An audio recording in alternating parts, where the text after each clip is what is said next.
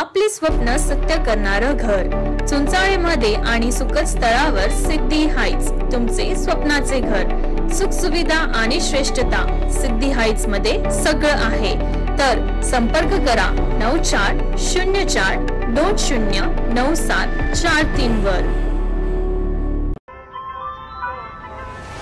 ताज्या बातम्यांसाठी नाशिक न्यूजच्या YouTube चॅनलला सबस्क्राइब करा आणि बेल आयकॉनला प्रेस करा।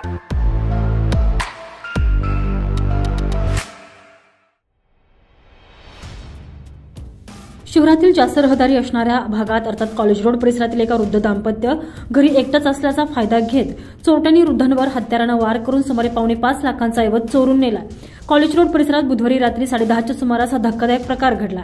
यासोबतच पेठ रोडवर देखील ज्येष्ठ नागरिकाची कार अडवून त्याच्याकडून 17 लाखांची रोकड लांबवण्यात आल्यानं ज्येष्ठ नागरिकांच्या सुरक्षेचा काय असा प्रश्न आता विचारला जातोय। पोलीस प्रशासनानं तातडीनं याबाबत उपाययोजना करणं आवश्यक असल्याची अपेक्षा देखील व्यक्त केली जातीये। शशिकुमार माधवराव तपस्वी यांनी गंगापूर पोलीस स्टेशनमध्ये याबाबत फिर्याद दाखल केलेली आहे।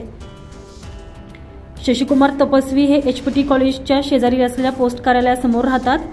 ते 75 वर्षांचे आहेत। बुधवारी रात्री त्यांच्या बंगल्याचा विद्युत पुरवठा खंडित झाला। काय बिघाड झाला हे तपासण्यासाठी ते रात्री 10:30च्या सुमारास बंगल्याच्या आवारातील डीपी जवळ आले। त्याचवेळी बंगल्याच्या आवारात दबा धरून बसलेल्या चोरट्यांनी त्यांच्या बंगल्यात प्रवेश केला। केवळ बंगल्यामधीलच नाही तर परिसरातील विद्युत पुरवठा खंडित झाल्याचं लक्षात आल्यानंतर ते बंगल्यात परतले। त्याचवेळी चोरट्यांनी त्यांच्या हाताच्या दंडावर धारदार शस्त्रानं वार केले।